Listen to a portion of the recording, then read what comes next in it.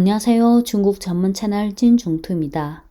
미국의 중국 공포증과 관련해 South China Morning Post 2024년 3월 28일 칼럼 한 편을 공유하겠습니다.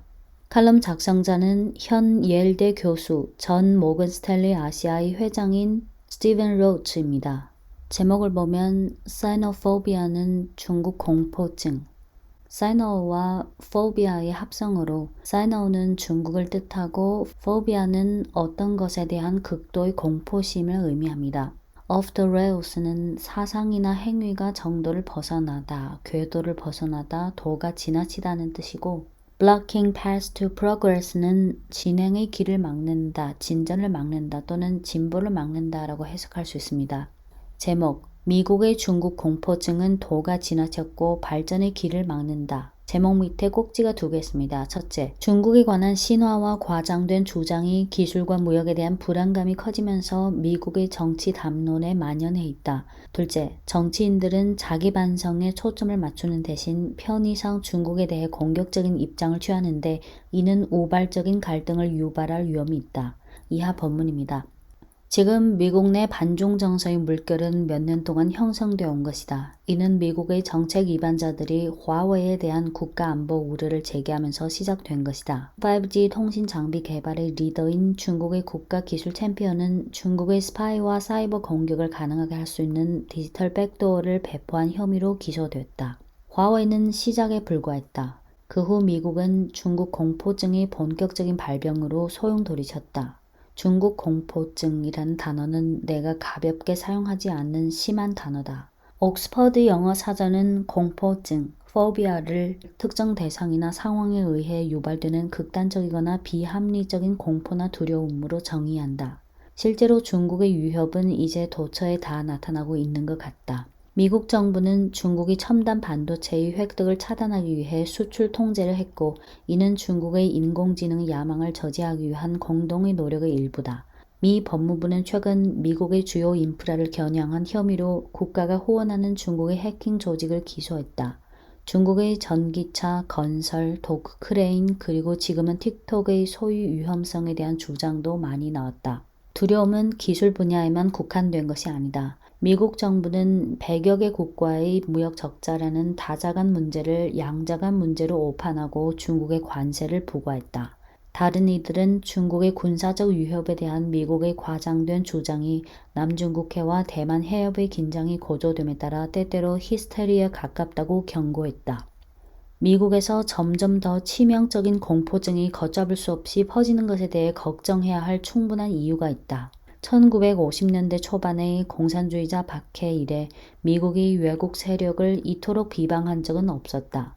당시 두 가지 경로, 즉 미국 상원의원 조셉 메카시와 하원 비미국 활동위원회 HUAC는 소련의 스파이 활동과 영향력으로부터 미국인들을 보호한다는 명목으로 공산주의 동조자로 추정되는 사람들에 대한 공격을 주도했다. 지금은 위스콘신주의 또 다른 정치인인 마이크 갤러거 하원 의원이 중국 공산당 하원 선출위원회 위원장으로서 중국에 대해 일련의 근거 없는 혐의를 제기하는 걸 주도했는데 이는 과거 비미국 활동위원회 HUAC의 섬뜩한 암흑기를 기억나게 만들었다.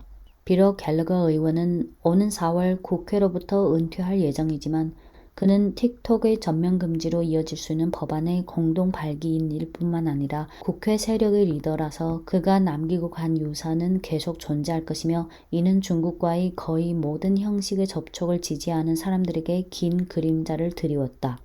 미국의 장황한 주장은 국가 안보라는 불가침의 망토에 쌓여있는 입증되지 않은 공포의 표출이다. 그러나 어떤 케이스에도 스모킹 건, 즉 명백한 증거가 없었고 대신 모든 것은 중국이 점점 더 공격적으로 행동하고 있다는 어떤 정황에 관한 것이 전부였다. 명백한 당의 정치화 연역적 추론이 작동하고 있다. 예를 들어 민주당의 유력 인사인 지나 레몬도 미 상무부 장관은 우리에게 중국 전기차가 미국 고속도로에서 무기화될 경우 어떤 일이 일어날지 상상해보라고 요청했다. 상상에 따옴표가 있어요. 도널드 트럼프 전 대통령이 임명한 FBI 국장이자 보수적인 연방주의자 협회 회원인 크리스토퍼 레이는 중국이 공격할 때가 됐다고 판단할 경우 중국 악성 소프트웨어가 미국의 주요 인프라를 무력화시킬 수 있다고 경고했다. 중국이 공격할 때가 됐다고 판단할 경우에 따옴표가 있어요. 미국의 전직 방첩관은 중국산 크레인의 센서를 트로이 목마에 비유한 적이 있다.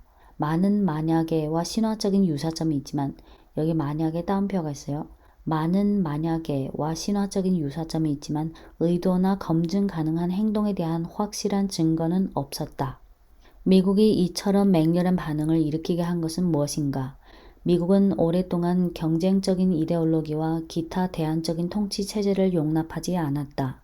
미국 예외주의라는 주장은 우리의 관점과 가치를 타인에게 강요하는 것처럼 보였다. 냉전 시대에도 그랬고 오늘날에도 마찬가지다. 중국에 대한 지나친 두려움은 미국이 자초한 많은 문제들을 은폐하기에 편리했다. 양국 간 무역 적자는 지금의 중국, 35년 전의 일본처럼 개별 국가의 불공정 무역 관행을 잘 반영하고 있을지 모르겠지만 미국의 광범위한 다자간 무역 적자는 국내 저축 부족으로 이어지는 만성적인 재정 적자에서 비롯된 것이 더 크다. 마찬가지로 기술 위협은 중국이 미국의 지적재산권을 훔쳤다는 주장의 결과물일 뿐만 아니라 또한 연구 개발에 대한 투자 부족과 과학, 기술, 공학, 수학 기반 고등교육의 부족을 나타낸다. 미국 정치인들은 거울을 오랫동안 열심히 들여다보기보다는 중국을 비난하는 것이 정치적으로 편리하다. 중국 공포증이 스스로 먹고 살면서 공포가 사실의 기운을 띠기 시작하고 중국과의 우발적 충돌의 위험이 심화된다. 미국은 이러한 불안에 대해 액션을 취함으로써 자신들이 억제하고자 하는 바로 그 결과를 부추길 위험이 있다. 미국은 잘할 수 있고 반드시 잘해야 한다. 미국 리더들은 과도한 중국 공포증 행위를 중국의 위협에 대한 정당한 대응이라고 변명하기보다는 어른처럼 이성적이고 냉정하게 사고하는 측면을 더 많이 생각해야 한다. 글로벌 리더십은 그 이상을 요구하지 않는다. 1933년 첫 취임 연설에서 프랭클린 루즈벨트 미 대통령은 우리가 두려워해야 할 유일한 것은 두려움 그 자체다 라는 기억에 남는 멘트로 위험한 병태 상태의 궁극적인 위험을 강조했다. 오늘날의 중국 공포증 열풍 속에서 그의 메시지는 기억해야 할 가치가 있다. 네, 이상입니다.